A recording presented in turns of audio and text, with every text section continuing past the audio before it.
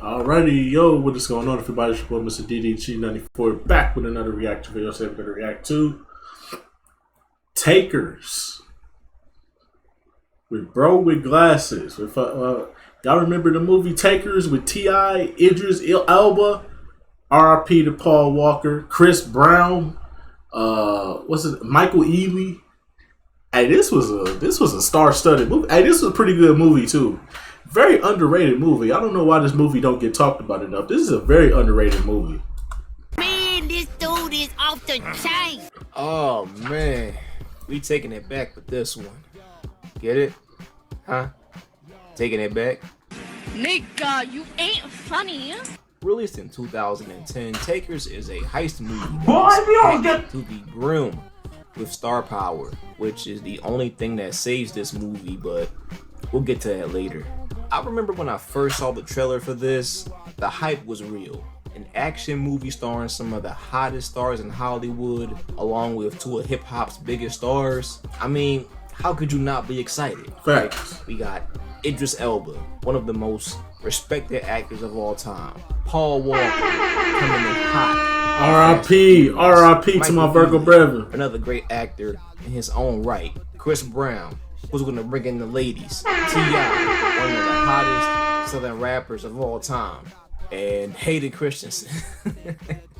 And 16-year-old me racked his brain trying to figure out who this was. Oh yeah, Anakin Skywalker. So the talent was there. The real question is the movie strong enough to bring it all together? Let's find out.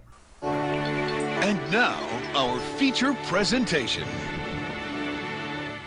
We open up riding with a couple of cops, Jack and Eddie, played by Matt Dillon and Jay Hernandez. We'll come back to these guys a little bit later. Cut to a bank, and we are with Walker and Elba, known as John and Gordon, aka G. They're joined by Jake and brother Jesse in disguise.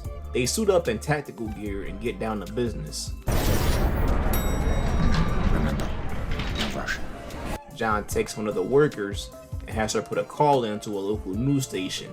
Once the money is bagged, Jesse throws up the and they head to the roof, where AJ has hijacked the helicopter for their escape. They touch down and blow the chopper while walking off in slow motion. Helicopter! Jake owns a club with his girlfriend Lily, played by Zoe Saldana. She ain't got much to do in this movie. Not at all. However, she did team up with Elba earlier this year for The Losers. I have no recollection of Elba being in that movie. You know who is in that movie? My boy Columbus Short. Let's go. I'm the Black MacGyver. We also get the debut of Goatee Chris Brown. I don't like this Chris Brown. John makes his way home to find their team's old running buddy Ghost, who recently got released from prison.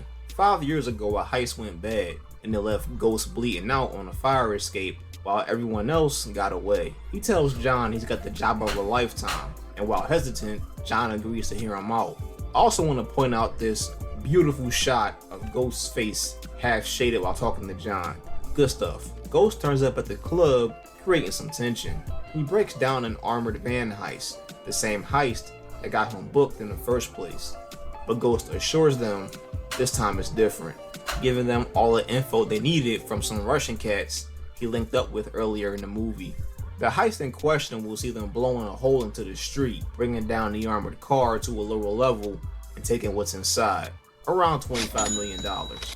And they have 5 days to prepare.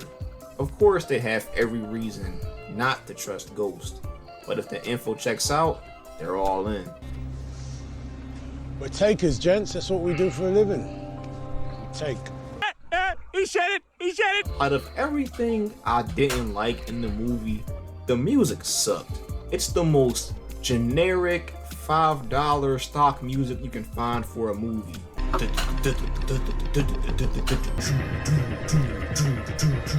It's so shit. I mean, if Brown and T.I. couldn't be bothered to make an original song, bruh, this is a Sony Pictures movie. You telling me they had no disposable rap songs laying around? Come on, man. Come on, man. We get a couple of montages of the guys setting up for the heist, leading up to the big day. On the back end, G and John hatch a plan to pop Ghost just in case he pulls any suspect moves during the job. The truck shows up, albeit a bit late. This is a pretty good action scene. Despite being a bit shaky, they managed to get away with the loot. At this point, you're wondering where the cops fit into this story.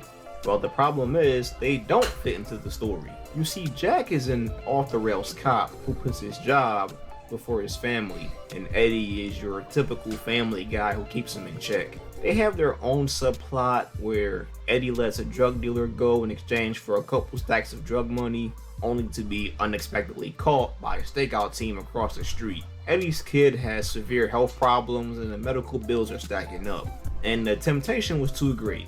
Oh my God, who the hell cares? This might be interesting in a different movie, but not here. I'm here to see takers and watch them take stuff. The only thing this takes up is screen time. And the only time they really interact with the main cast is when they find Jesse making his quiet escape, leading to what everyone came here for. Jesse decides to go full Jason Bourne, hopping through traffic, sliding across obstacles, just getting busy. Parkour! Parkour! Extreme! Parkour!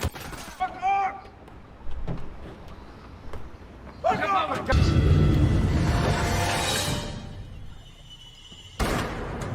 R.I.P. Eddie. I really miss my Mega. Oh, I really miss my Mega. I really miss my Mega. John in Tennessee, go ahead.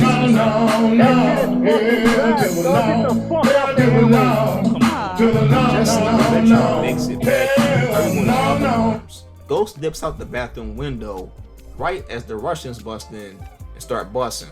Turns out Ghost sold the Russians on the same heist job, and once they got the money secured, he told the Russians where the hideout was and basically expected everybody to just kill each other. It's a bold strategy, Cotton. Let's see if it pays off for him. I ain't gonna lie, this scene pissed me off. Right off the bat, AJ gets clipped in his torso by a shotgun blast, and at the end, the lead Russian takes a shotgun shell point blank to the chest. Do y'all see something missing here? No blood, no squibs, not even a hole in their shirts to show a bullet wound. Fucking Hayden Christensen laying there deadpan, just staring at the ceiling. I would have been like, man, get your ass up. You ain't even get hit. Took me out the movie completely. Oh, that makes sense. Jake and Jesse head back to the club where they find their money going and girlfriend dead. Awesome. The cops are here, and with nothing else to lose, the brothers decide to run out the back and fly off to Canada. Nah, they get shot. This all leads up to a Mexican standoff between Ghost, G, and Jack, who has no real business being here. Again, without the cops, you get the exact same movie, and it would have gave the movie more time to flesh the characters out. Facts. And you might be asking, what exactly was Ghost's motivation? He's salty. Revenge. That's it. Salty AF. Revenge. Salty as a cracker. Mad because everyone forgot about him in jail, even though they agreed on a no contact rule. But G and Ghost started the team, so there is no reason G wouldn't take care of you when you got out. This motivation feels petty above all else, but then again, I guess there's no honor amongst thieves. So anyway, he started blasting. John ends up saving the day. Ghost dies and Jack gets hit, but he'll be fine. Who the hell cares? And our two survivors drive off in a very lackluster ending. This movie is pretty mid. The second half falls a little flat, and the story itself felt like it never got out of second gear. There was so much left on the table. We don't know anything about AJ. Paul Walker's character is as bland as white milk. Sorry to say, the 6 main actors are one note, and the only trait they show is being cool. There was something there with Jesse and Jake, with Jake trying to go legit and Jesse having a prison past, but a lot of the plot feels rushed. Nothing has time to breathe, and most of that has to do with having too many characters who all need screen time. Would I recommend this movie? Sure. I would. It's a nice little pop. I would. It's very underrated. There are better heist movies you could watch. Outside of the cast, Takers isn't really anything special, and that's unfortunate. It's very underrated. T.I., there was a prequel planned showing how the crew got together in the initial heist that landed Ghost in prison. That was scrapped after Paul Walker's death. And that was Takers. It's alright. Coming up next, I got a superhero movie. And y'all never gonna guess what it is.